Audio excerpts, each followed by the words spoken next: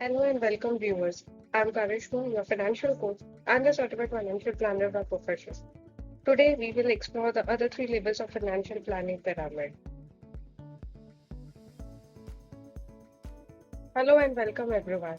I'm Karishma, your financial coach and a certified financial planner. If you have been following our journey, you already know we have built a solid foundation with the first two levels of the financial planning pyramid in our last video. Today, we are taking things up. We will explore the next three levels where your money starts to grow, diversify, and truly work for you. So stay tuned because this is where financial planning gets exciting. Welcome to the level 3 of financial pyramid, which is growth and diversification. At this stage, the focus shifts from protecting your wealth to growing it. Once your foundation is strong, it's time to make your money work harder for you. The key goal here is to beat inflation, which in India averages around 5 to 6% annually. Also, creating real wealth over the long term means earning minimum returns on your investment over and above 8% annually, which can be done easily through diversification. Diversification means not putting all your eggs in one basket, not investing all your money in one financial asset. It's about spreading your investment across different asset types like equities, bonds, real estate, and gold, so that if one asset performs poorly, the others can balance it out. For example, when stock markets fall, bond values often remain stable, helping protect your overall portfolio. So, diversification isn't about avoiding risk, it's about managing it smartly.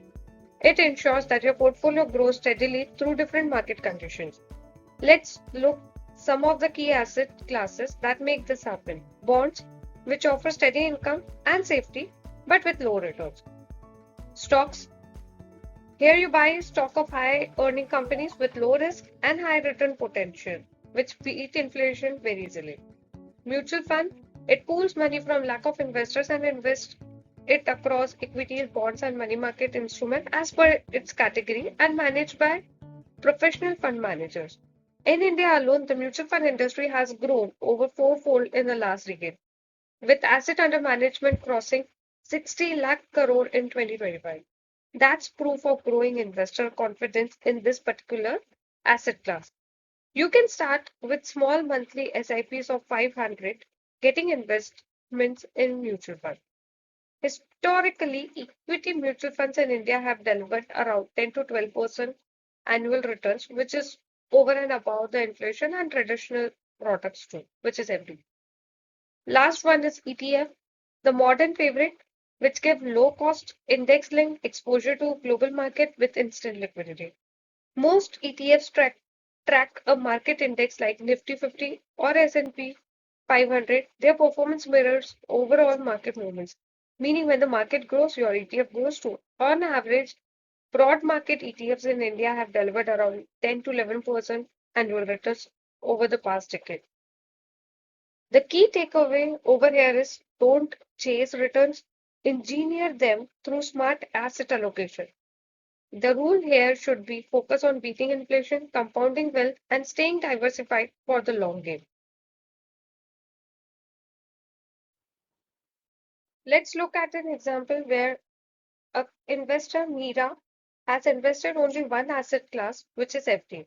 Let's take a look at Meera's conservative approach to investments and see why it may not be enough to build real wealth. Meera has invested 5,000 every month for 20 years in FDs, which has offered an average 5% annual returns. After 20 years, she has grown her wealth to 20 to 22 lakh rupees portfolio. Here, she has contributed 12 lakhs and earned interest or returns of only 8 to 10 lakh rupees. In India, the inflation is 6%. The future value of her 22 lakhs will have only purchasing power of 10 to 12 lakhs today.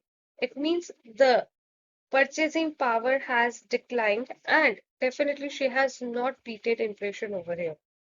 The key message over here is playing it too safe can actually erode your wealth over time. Fixed deposits alone cannot beat inflation and build real wealth. Let's meet another case of an investor, Anil. He has invested 5,000 every month as Meera did, but here he has not put all his investment into one asset. It means he has not put all his eggs in one basket. Instead, he has spread his money across three different types of mutual funds for optimal returns and reduced risk. He has invested 3,500 per month into equity mutual fund, which is 70% of his investment. Okay. If it has given an annual returns of 12%, the 20-year value has been grown to a corpus of 35 to 40 lakh rupees alone in equity mutual fund. The second part of his investment went into debt mutual fund, which is around 1,000 rupees per month within safer option of around 6% annual returns. The corpus value after 20 years will be 4 to 5 lakh rupees. The third part of his investment went into commodities, that is 500 per month into gold mutual fund, which has given a return of around 10% per annum. So after 20 years, the value has reached to 2.5 lakhs to 3 lakh rupees. The total corpus after 20 years, he has reached to 42 to 48 lakh rupees. That's more than double what a conservative investment strategy Miras might have earned. Using the same 5,000 monthly, Anil has earned much more than Mira and also beated the inflation, then increased the wealth too. Building wealth isn't about luck, it's about following the right rules consistently. The first rule is age-based equity rule, which is 100 minus age percent of equity should be invested by you. This rule tells you how much of your money should be in equities as they are high risk assets. It says the younger you are, the more you can invest in equities because you have time to handle up and down. As you get older, you should move more money into safer investments like bonds or gold. Example, if you are 25 years old, 100 minus 25, that is 75. So you can invest 75% in equity and 25% in safer assets. If you are 60, it means 100 minus 60. So you can invest 40% in stocks and 60% in safer assets. The second rule is always diversify across different assets, which consist of equity, gold, and debt. Spreading money across different assets will reduce the impact of market downturn. It helps to protect your portfolio while allowing steady growth across different economic cycles.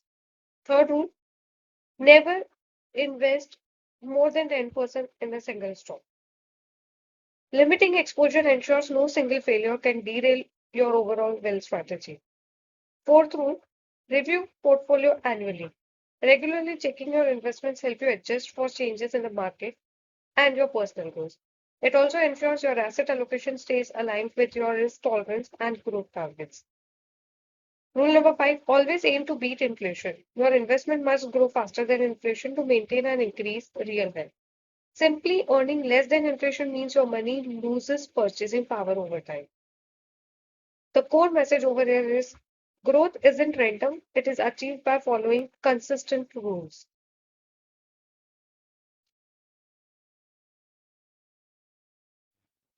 Now we have reached the very top of the financial pyramid, the speculation zone. This level involves investing in high risk, high reward assets. It's important to remember that speculation should only come after you have secured your foundation, meaning protection, savings, and long term growth investments are already in place. Think of this level as completely optional. It's not for everyone. Some common speculative avenues include futures and options, commodity trading, forex trading, real estate flipping, cryptocurrencies.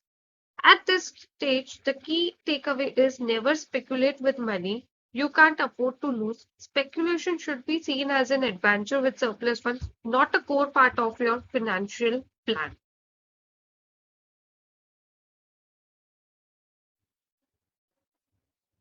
Speculation can be exciting, but it's not without risk. If you're considering diving into the world of assets like crypto, FNO, or forex trading, here are the golden rules to keep in mind. Limit speculative assets to 5 to 10% of your total portfolio. Don't risk your entire financial future on high risk trade. Invest only money you can afford to lose without impacting your lifestyle or other important financial goals. Never take loans to fund speculative investments. Using borrowed money can amplify losses and lead to financial disaster. Always set a stop loss at 10 to 20% to limit potential losses. This helps preserve capital and prevents large losses from spiraling out of control. View speculative investment as an entertainment expense, not part of your serious financial plan. Never bet your future on it. Reminder: speculation should only happen after you have built solid protection, savings, and growth layers. It's the cherry on top, not the foundation of your financial strategy. At the top of the financial pyramid lies wealth distribution. After years of building and protecting wealth, it is essential to decide who benefits from it and how it continues to create impact beyond your lifetime. This stage includes four key components. First is estate planning, dividing wealth to minimize taxes and conflicts. Second, will creation, setting a legally binding documents to avoid future disputes. Third, succession planning, ensuring a smooth transfer of business ownerships to the next generation. And fourth is trust and charitable giving, creating long-term social impact while optimizing tax benefits. Wealth isn't just built, it must be passed on wisely. Let us look at a real case in India where we failed on passing on the wealth. Without clear estate planning, even the most prosperous legacies can descend into chaos. Let's look at what happens when wealth distribution isn't planned properly. Take the case of 2025 Sanjay Kapoor, a prominent industrialist and former husband of actress Karishma Kapoor. A bitter legal battle erupted over his estimated 30,000 crore estate. The problem is a will made by his third wife, Priya Sachdev Kapoor, which his children with Karishma Kapoor from an earlier marriage say it's fake. They also claim the will has mistakes like wrong names and addresses. The children feel they were unfairly left out of inheritance. Now, the Delhi High Court is looking into the case and the family is in a tense legal battle. Allegations of forgery and hidden will surfaced, all due to a lack of clarity and transparency in estate planning. This is not uncommon in India. Less than 10% of people actually write wills compared to 46% in the US. The result: family disputes, expensive court battles, and emotional trauma that could have been easily avoided. Proper estate planning is essential to ensure that wealth is distributed according to the one's wishes and to prevent potential conflict among heirs. There are certain rules to be followed when you are creating your will. First, create your will early, ideally by age 40, and update it regularly. Life cover duration. Ensure your insurance coverage lasts until your dependents are financially independent. For business owners, define how ownership and management will pass on with a business succession plan. Protect assets for your children or charitable causes with the help of creation of trust. Update all your nominees in every account and investment assets. Here we end with all the levels of financial pyramid. The financial pyramid approach is very powerful because it offers a structured path to lifelong financial stability.